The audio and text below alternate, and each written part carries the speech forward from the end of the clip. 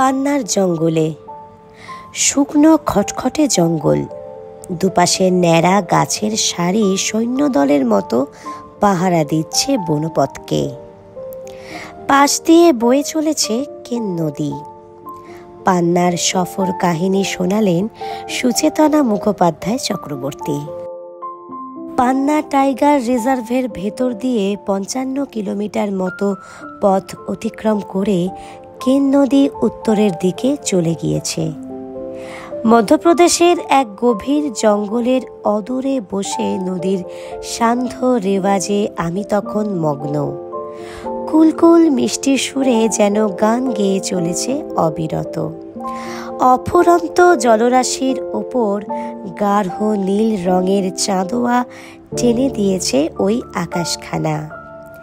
সামনে ঝপ করে একটা শব্দ হতেই সেদিকে তাকালাম। লজের কর্মচারীদের একজন বলে উঠল, মগরমাছ। ওই যে দেখছেন জলের মধ্যেকার বড় পাথরটা, ওর পেছনে মস্ত একখানা কুমির। ভালো করে লক্ষ্য করলাম। চাঁদের এক চিলতে আলোয় সবকিছুই কেমন যেন ছায়ামূর্তির মতন ফুতুরে ঠাহর হচ্ছে। 10টা বেজে গিয়েছে, প্রকৃতি ঝিমিয়ে পড়েছে। দোতলা থেকে ভোজন পর্ব চুকিয়ে নেমে এলাম। ঘাসের লনের দুপাশে পাকা রাস্তা। রাস্তার দুপাশে লণ্ঠনের মতো দেখতে বিদ্যুতের আলো পথ দেখিয়ে নিয়ে চলল। এই পথ ধরেই কটেজে ফিরব। দুপাশে লম্বা লম্বা টিকের সারি, মাঝে মাঝে এক একটা করে স্বতন্ত্র কটেজ। মায়াবী এক স্বপ্নময় জগৎ আমাকে হাতছানি দিতে দিতে কোথায় যে নিয়ে চলেছে। হঠাৎ চমকে উঠলাম। ধূপ করে যেন কিসের শব্দ হলো। আমার ডান পাশে টিকের বনের মাঝখান থেকে একটা কাঠের ব্রিজ সামনের দিকে মিলিয়ে গিয়েছে। সেদিকে চোখ যেতেই দেখা পেলাম শব্দের উৎসের। বড়সড় একখানা বনবিড়াল পাশের ঝোপটা থেকে লাফিয়ে পড়ল ব্রিজের ওপর। তারপর খানিক এদিক ওদিক চেয়ে আবার একখানা লম্ফ মেরে অন্তর্ধান করল। সকাল সকাল মোহন এসে ঘরে চা আর বিস্কুট দিয়ে গেছে। ঝটপট সেটা খেয়ে নিয়ে 5:15টার মধ্যে বেরিয়ে পড়লাম। গেটের বাইরে গাড়ি দাঁড়িয়ে। লজের ম্যানেজার গাড়ির সামনে দাঁড়িয়ে থেকে আমাদের জন্য জলখাবার পরিপাটিভাবে গাড়িতে তোলার ব্যবস্থা করছেন। আমাদের দেখে গাড়ি থেকে নেমে এলেন জলপাই রঙের পোশাক পরা একজন মধ্যবয়সী লোক। ম্যানেজার বাবু পরিচয় করিয়ে দিলেন, স্বামী দ্য টাইগার ম্যান। উনি আপনাদের গাইড। গাড়ি ছুটল পান্নার উদ্দেশ্যে। 6:45 থেকে সাফারি। ঢোকার মুখে অনুমতিপত্র নিয়ে গাড়ি বদল করে জঙ্গল পথে রওনা হলাম। আমাদের গাইড তিওয়ারিজি। সিংহদুয়ারের সামনে আমাদেরই প্রথম গাড়ি। মাডলা গেট খুলতেই ঢুকে পড়লাম। রাস্তার বাঁ পাশে পাহাড়, ডান দিকে কেন নদীতে সকালের নরম আলো এসে পড়েছে। তিওয়ারিজি বাঁদিকে রাস্তার উপর ঝুঁকে কি যেন খুঁজতে খুঁজতে চলেছেন। জিজ্ঞেস করায় প্রায় ফিসফিস করেই বললেন, টাইগার পাক মার্কস। সঙ্গে সঙ্গে দেখলাম পথের বাঁ দিকটা দিয়ে বাঘের পায়ের ছাপ প্রায় 1 কিলোমিটার চলে রাস্তা পার হয়ে ডান দিকে ঝোপের মধ্যে মিলিয়ে গেছে। দুপাশে ন্যাড়া গাছের সারি সৈন্যদলের মতো বনপথকে পাহারা দিচ্ছে। একটা ন্যাড়া গাছের একেবারে ওপরের ডালটাতে বাদামি রঙের একখানা সার্পেন্ট ঈগল একভাবে বসে রয়েছে। ঠিক সেই সময়ই বাঁদিক থেকে চিতল হরিণটা চেঁচিয়ে উঠল। ওর আর্ত চিৎকার জঙ্গলময় ছড়িয়ে পড়ল। তীব্র গতিতে ব্রেক কষে গাড়ি দাঁড়িয়ে পড়ল। তারপরে চট করে বাইনাকুলার হাতে নিয়ে তড়াক করে সিটের ওপর দাঁড়িয়ে পড়লেন। বললেন, অ্যালার্ম কল, লেপার্ড হোগা। আবার ডাকলো হরিণটা। ওর লেজটা উপর দিকে খাড়া হয়ে আছে। শুকনো ঘাসের ফাঁক দিয়ে দেখবার ব্যর্থ চেষ্টা করলাম। গাড়িটাকে আগু পিছু করতে করতে এক জায়গায় থেমে গাইড এবং ড্রাইভার দুজনেই বাইনোকুলার দিয়ে উঁচু জাম গাছটাকে নিরীক্ষণ করতে লাগলেন। আমরাও ক্যামেরা জুম করে নিয়ে খুঁজতে লাগলাম। ওই তো দেয়ার ইট ইজ। উত্তেজনা ধরে রাখতে পারলাম না। জাম গাছটার উপর ঝলঝল করছে হলুদ রঙের লেপার্ড। ওর লম্বা লেজখানা মাটির দিকে ঝুলে পড়ে দোল খাচ্ছে। মনে হলো বেশ খোশ মেজাজেই আছে। গেটে ঢোকার আধ ঘন্টার মধ্যেই সাইট সিং। উফ, কি যে অপূর্ব অনুভূতি! লেপার্ডটা আমাদের দেখেই ঝপাত করে গাছ থেকে লাফিয়ে পড়ল। তারপর রাস্তা পার হয়ে চলে গেল ডান দিকের জঙ্গলে। দিনের আলো ধীরে ধীরে তীব্র হয়ে উঠছে। বনপথ ধরে গভীর থেকে গভীরতর অরণ্যে চলেছি আমরা। পথে কখনো উঁকি দিয়েই মিলিয়ে গেল বুনো শুয়োরের দল। হনুমানগুলো মত্ত হয়ে গাছে গাছে লাফিয়ে বেড়াচ্ছে। পথের ধারের ছোট্ট জলাটায় জল খেতে এসেছে রেড ভেন্টেড বুলবুল, ওরিওল, প্যারাডাইস ফ্লাই ক্যাচার। মোটা ঈগলটাকে আসতে দেখেই ওরা সাঁ করে অদৃশ্য হয়ে গেল। আমাদের গাড়ি এবার পাহাড়ি রাস্তা ধরল। দুপাশে ঘন বন, মধ্যিখানে এবড়ো খেবড়ো সরু ফিতের মতো পথ উপরে উঠে গেছে। ঘন জঙ্গলের মধ্যে দিয়ে চলতে চলতে বাঁদিকে লক্ষ্য করলাম ছোট্ট একটা পাথর ঘেরা জায়গা, যার 3 দিকে জানলা রয়েছে।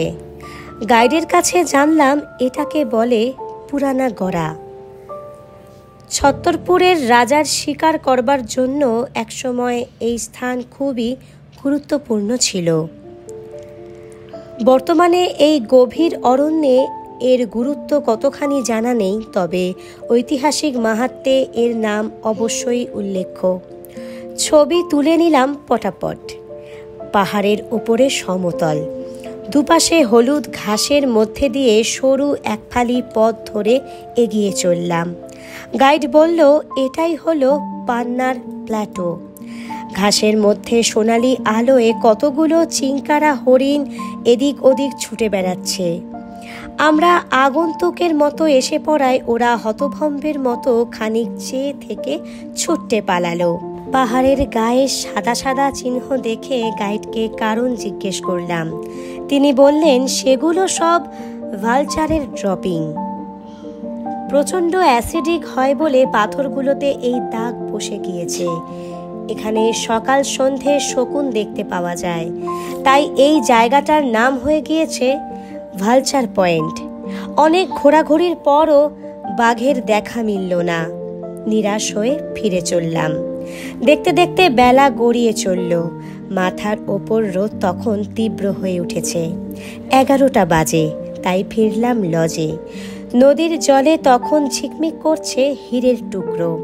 ভিনদেশ থেকে একটা দুটো নাম না জানা পাখি উড়ে এসে জটলা করছে। তৃষ্ণা মিটলে আবার ফরফর করে ডানা মেলে উড়ে যাচ্ছে। দুপুরবেলায় কেন নদী থেকে ধরা কাতলা মাছ বাঙালি কায়দায় রান্না করে পরিবেশিত হলো। সঙ্গে ভাত, ডাল, আলু গোবি, মাছ ভাজা, স্যালাড আর দই। এক কথায় অসাধারণ। ওরকম জমজমাট মধ্যাহ্ন ভোজন সেরে অবশ্য বিশ্রাম নেওয়ার অবকার পেলাম না। বিকেল 3টের মধ্যেই আবার বেরিয়ে পড়তে হলো। সাফারি শুরু 4টে থেকে। গরমের ঝাঁঝালো দুপুরের উষ্ণ অভ্যর্থনায় সেঁকতে সেঁকতে আমাদের গাড়ি উড়ে চলল ঝাঁসি খাজুরাহো হাইওয়ে ধরে। নদীর জল আগুন রঙা বসনে যেন সেজে উঠেছে। ম্যানেজার বাবু এবারেও একখানা বাক্স তুলে দিয়েছেন গাড়িতে, তবে এবারে খাবারের বাক্স নয়, আইস বক্স ভরে ভরে শুধু জলের বোতল আর জুস। আমাদের এবারের গন্তব্য 25 কিলোমিটার দূরের হিন্দা গেট। হাইওয়ে ধরে পান্না টাউন যেতে বাঁদিকে পড়ল ডায়মন্ড মাইন। এককালে পান্না এলাকা খুবই বিখ্যাত ছিল হীরের জন্য। এখনো কিছু অবশিষ্ট রয়ে গেছে। মাইন পেরিয়ে ডান দিকে ঢুকে গেলাম হিন্দা গেট ধরে। গেট দিয়ে ঢুকতেই প্রথমে পড়ে পান্না প্ল্যাটো। খোলা ঘাস জমি এখন খাঁ করছে। ভালচার পয়েন্টে এখন আর কোনো গাড়ি দাঁড়িয়ে নেই। সবাই এদিক ওদিক ঘুরে বেড়াচ্ছে। এগিয়ে চললাম উত্তপ্ত বনপথ ধরে। এই দাবদাহে জঙ্গলের সহ জলা শুকিয়ে কাষ্ঠবৎ হলেও কিছু কিছু জায়গায় পাথরের মাঝে মাঝে জল দেখতে পেলাম। দেখি সেরকমই একটা জলার উপর দাঁড়িয়ে একটা সম্বর হরিণ প্রাণ ভরে জল খাচ্ছে। ওকে ঘিরে একটা হনুমান আর একটা ল্যাপউইংও কোনো দিকে ভ্রুক্ষেপ না করে জল খেতে ব্যস্ত। দূর থেকেই দেখতে পেলাম কেন নদীর ধারে গাড়ির লম্বা লাইন। পাশে দেখলাম টাইগার মনিটরিং টিমও রয়েছে। কানাঘুষ হয়ে শুনলাম কিছুক্ষণ আগেই নাকি T41 নামক বাঘিনীটির দর্শন পাওয়া গেছে। জল থেকে উঠে তিনি সামনের ঝোপটার আড়ালে ছায়ায় গিয়ে বসেছেন। সঙ্গে সঙ্গে আমরাও পজিশন নিলাম। গাইড বললেন একটু অপেক্ষা করলে দেখা পাওয়া যেতে পারে। বলেই সিটের ওপর উঠে বাইনোকুলারখানা তাক করলেন। তিনি বললেন স্পষ্ট দেখা যাচ্ছে ওর পা দুটো। একটু গরম কমলেই ঝোপের ধার থেকে উঠবে। বেশ কিছুক্ষণ কেটে গেল। আমরা ইতিমধ্যে 8 বোতল জল আর 2 বোতল জুস খাওয়ার রেকর্ড করে ফেলেছি। পশ্চিম আকাশে লাল আভা দেখা গিয়েছে। পরন্ত বিকেলের আলো নদীর জলকে কমলা রঙে সাজিয়ে তুলেছে। ঠিক এমনই একটা সময় সবুজ ঝোপটা নড়ে উঠল। নির্জীব হয়ে পড়া মানুষগুলো আবার সতেজ হয়ে নড়ে চড়ে বসল। হ্যাঁ, ওই তো সে ধীরে ধীরে ঝোপের আড়াল থেকে বেরিয়ে আসছে। হলুদ ডোরা কাটায় সজ্জিত মহারানী এক পা করে এগিয়ে এলেন। নদীর জলে তৃষ্ণা নিবারণ করে নিজস্ব ছন্দে রাস্তা পার করে পাশের বনে মিলিয়ে গেলেন। ঘড়িতে দেখলাম 7টা বাজতে আর বেশি বাকি নেই। একরাশ তৃপ্তি নিয়ে লজের পথে ফিরে চললাম। একটা জরুরি তথ্য, গরমের সময়ে সাফারিতে বেশি করে জল গ্লুকোজ সঙ্গে রাখুন। ঠান্ডায় গরম পোশাকের সঙ্গে গরম জলও রাখুন। কেন নদীতে বোটিং করা যায়, জনপিছু 50 টাকা।